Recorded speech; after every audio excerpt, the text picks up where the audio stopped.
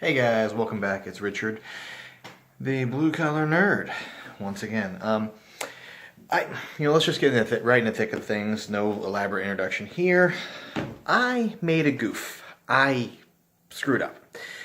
What I screw up on? Well, a couple things, but most notably, last week I stressed the importance of this book, The Player's Handbook, and how it was the most vital, important piece of literature to have in your role-playing arsenal. And I shouldn't have done that because honestly, if you just want to play, you don't need it. What do I mean? Well, let me show you. So Wizards actually offers what's called the basic rules for Dungeons and Dragons. They offer these for free, and you just have to go to the website on wizardsofthecoast.com and search. You could actually just Google search basic rules, and these will come up. It is a PDF document, so you have to download that, but it's simple. Anyways, it is a good way to get the rules free. And what do I mean by that? I mean it's absolutely free, 100%. You get some nice stuff here, but it is limited.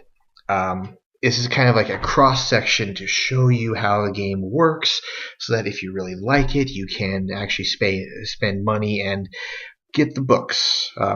As you can see here in the table of contents, there's only 4 races available and 4 classes.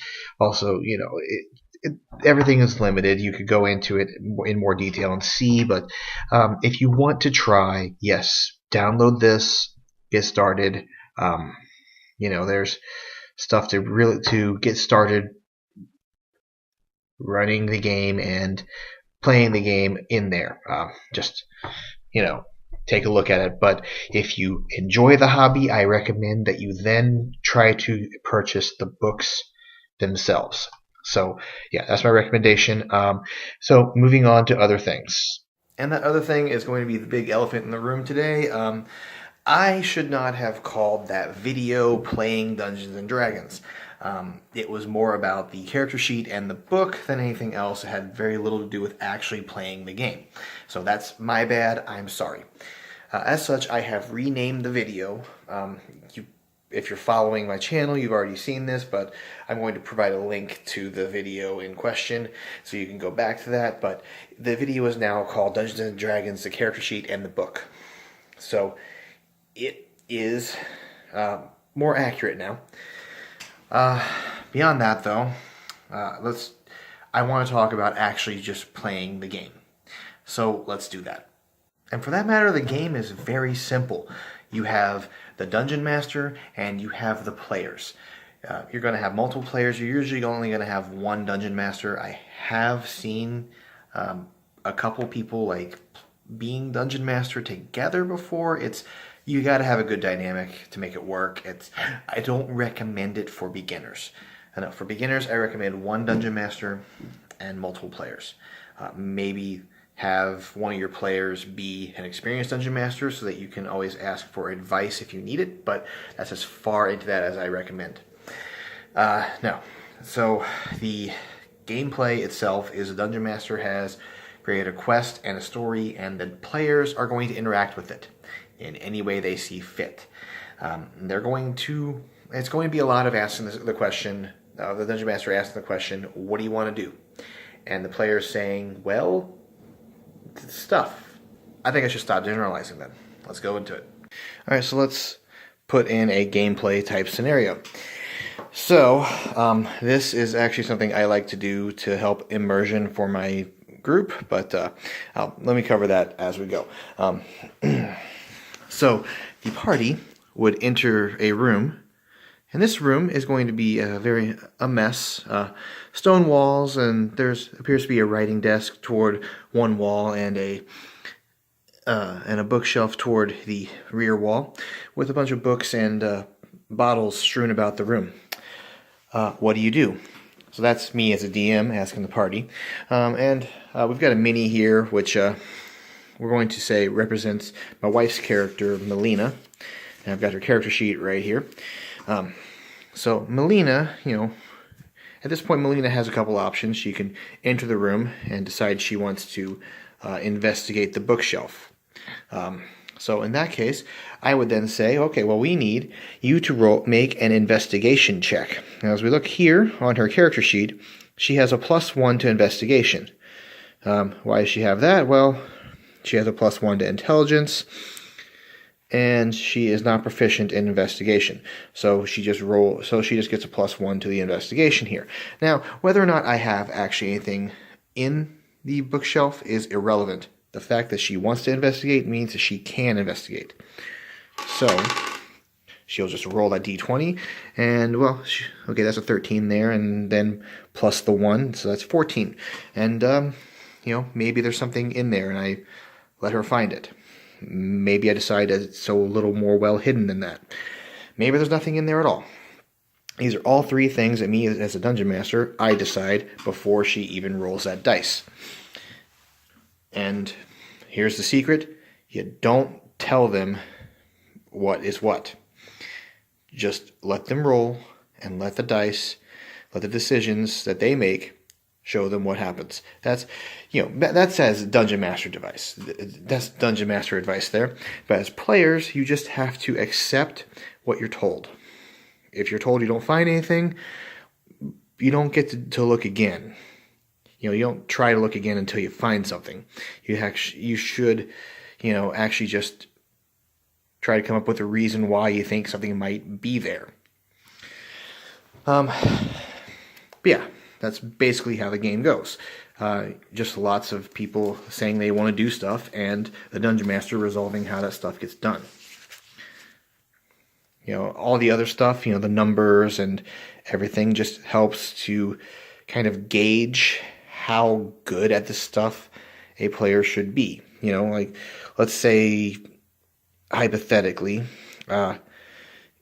she notices that she notices like a sigil on the wall or something representative of,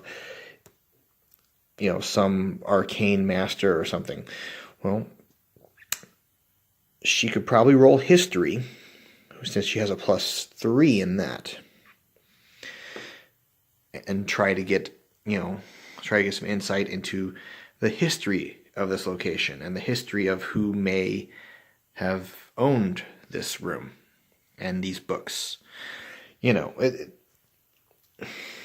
long and short of it is, as a player, you should look into the things you're good at and try to use that to try to push the plot along. I mean, not saying you can't try to do stuff you're bad at, but you're going to wind up with lower numbers overall. And that's how you play Dungeons and Dragons. You just say you want to do stuff, and you resolve how you do it. You do that, you tell a story, and at the end of the night, hopefully no one got offended because they weren't the star of the show.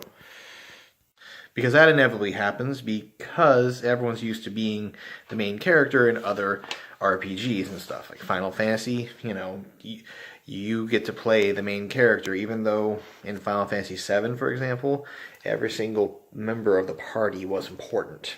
And they all had their own little plot lines and stuff. It was written deeper. But everyone wants to be the single main character. That's a trap that new players fall into.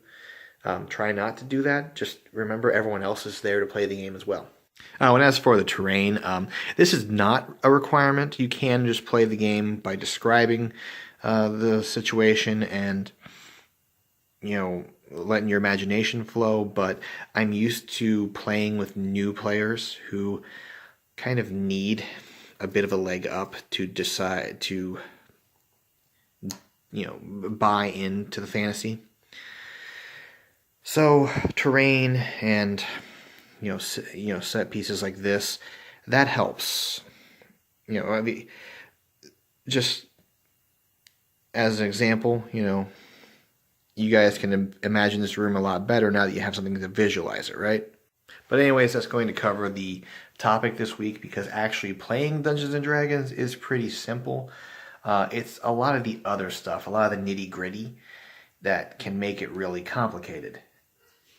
And so I can help out with that by describing a bit of the nitty-gritty, a bit of the stuff.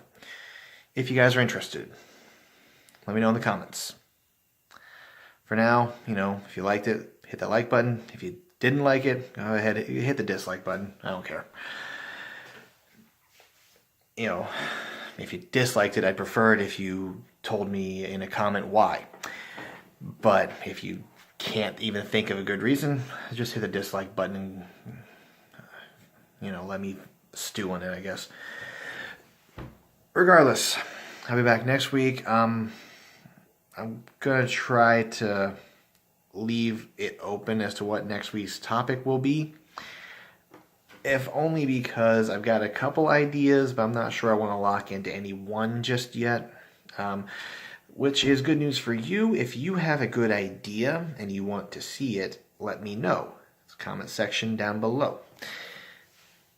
But regardless, that's going to be it this week.